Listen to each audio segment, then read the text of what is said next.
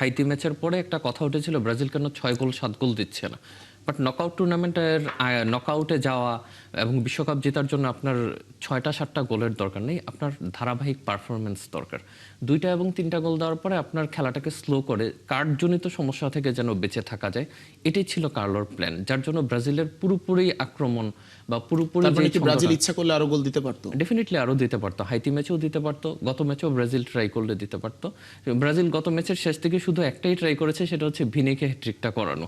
আপনি দেখবেন যে বারবার ভিনিকে বল দেওয়ার ট্রাই করেছে নেইমার বা অন্যরাও, যে ভিনি হ্যাট্রিকটা করলেই যেন ব্রাজিল খুশি, এরকম একটা ব্যাপার ছিল। ব্রাজিল আপনি দেখেন যে এর আগে যে বিশ্বকাপগুলো গিয়েছে, বিশেষ করে 2018 যেখানে আমরা মোস্ট টপ ফেভারিট ছিলাম। রুচি চানাচুর 300 গ্রাম ও 500 গ্রামের ফ্যামিলি প্যাক, এক প্যাকে পুরো পরিবার। ওইখানেও আমরা কার্ডজনিত সমস্যায় ভুগেছি। তো এই গ্রুপের গুরুত্বহীন টাইমগুলোতে প্লেয়াররা কার্ড পেলে এটা আসলে দলের জন্য সমস্যা। ভিনি আসলে তার দিনে বিশ্বের যে কোনো দলের জন্যই ত্রাস।